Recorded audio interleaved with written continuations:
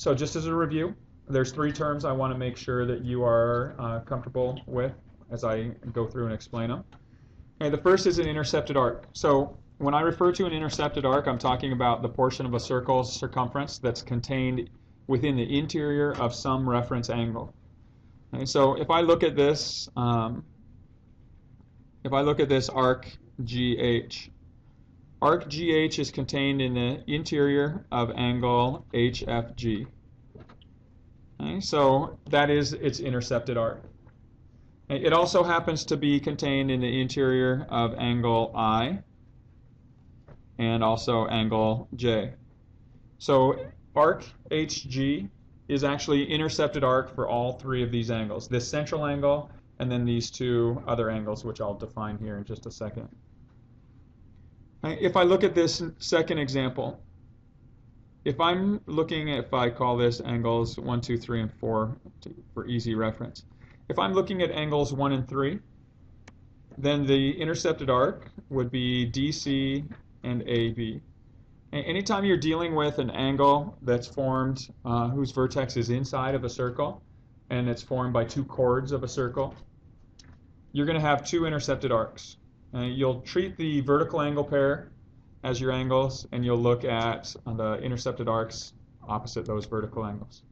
Okay, now, had I chosen to go with angles 2 and 4 instead, my intercepted arcs would be AD and BC. So that would be another pair of intercepted arcs because they lie in the interior of angles 2 and 4. Okay,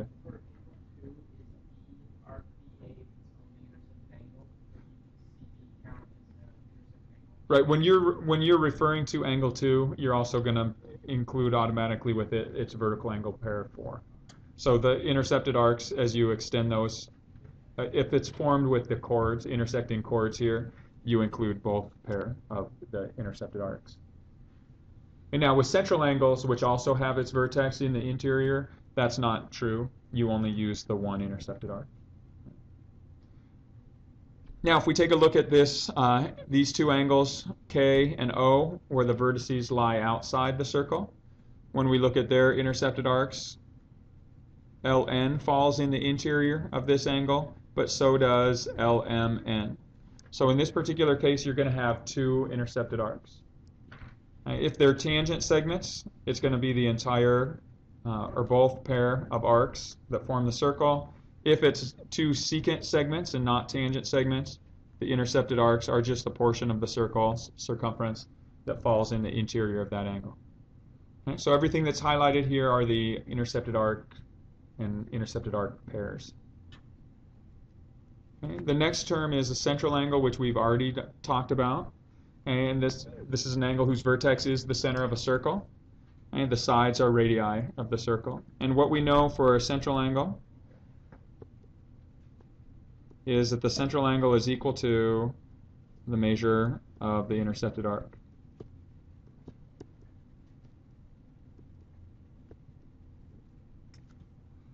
Okay, so anytime we're dealing with a central angle measure or the measure of intercepted arc, they are exactly the same.